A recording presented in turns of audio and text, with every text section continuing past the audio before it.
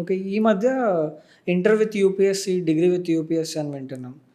Is it possible? Possibilities అంటే already inter with degree కదా, మీరంటే 6th క్లాస్ 5th క్లాస్లో కూడా ఐఏఎస్ అని చెప్పి చూస్తున్నాం. స్కూల్ డేస్లో నుంచే విత్ ఐఏఎస్ అని చెప్పి చూపిస్తూ ఉన్నారు. మరి ఆ స్కూలింగ్ దగ్గర నుంచి ఏం కొత్తగా చెప్తారో మరి నాకు తెలీదు. బేసికల్గా ఈ సివిల్ సర్వీసెస్కి NCERTs are must. 6th class నుంచి 12th క్లాస్ వరకు నువ్వు చదివే క్రమంలో ఉన్న సబ్జెక్ట్సే ఈ సబ్జెక్ట్ యొక్క సిలబస్, సివిల్ సర్వీసెస్ యొక్క సిలబస్. నువ్వు చదివే 6th to 12th ఎఫెక్టివ్గా చదివితే అక్కడ నుంచి నీకు స్ట్రాంగ్ ఫౌండేషన్ పడిపోతుంది. అంటే 6th క్లాస్ 7th క్లాస్లో ఉండే సబ్జెక్ట్ యూపీఎస్సీలో ఉంటుందా? అంతే, UPSC syllabus is same. 6th క్లాస్లో జాగ్రఫీ, హిస్టరీ, పాలిటీ, ఎకానమీ ఉంటాయి. ఎకానమీ కొంచెం లేట్గా స్టార్ట్ అవుతుంది 9th 10th. అయితే స్టేట్ కాదు, ఎన్సీఆర్టీ సిబిఎస్ఈ లెవెల్ ఉంటుంది కదా, ఆ సిబిఎస్ఈ అంటే స్టేట్ బుక్స్తో కూడా పాసిబిలిటీస్ లేవు అని చెప్పడానికి లేదు. కంటెంట్ ఎక్కడైనా కంటెంట్. కానీ యూపీఎస్సీ ఒక రిథమ్ని ఫాలో అవుతున్నట్టు ఎన్సీఆర్టీస్ని రెఫరెన్స్గా తీసుకుంటుంది.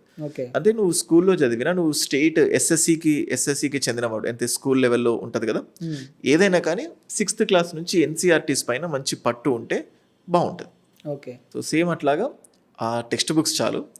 ఇప్పుడు కొత్తగా ఏమైందంటే ఈ సివిల్ సర్వీసెస్ పైన బాగా ఫ్యాసినేషన్ అయిపోయింది చాలా, పేరెంట్స్ సైడ్ నుంచి ముఖ్యంగా. ఆ ఇంటర్మీడియట్ నుంచే ప్రిపేర్ అవుతే బాగుంటుంది కదా అన్న చాలా ముందు చూపుతో ఇంటర్ విత్ ఐఏఎస్ లేకపోతే డిగ్రీ విత్ ఐఏఎస్కి ప్రిపేర్ అవుతున్నారు. దాని ప్రకారం కోచింగ్స్కి కూడా స్టార్ట్ అయిపోయినాయి. ఇంటర్మీడియట్తోనే ఐఏఎస్ కోచింగ్ ఇవ్వడం, డిగ్రీతో పాటు ఐఏఎస్ కోచింగ్ ఇవ్వడం. These are becoming so much buzz.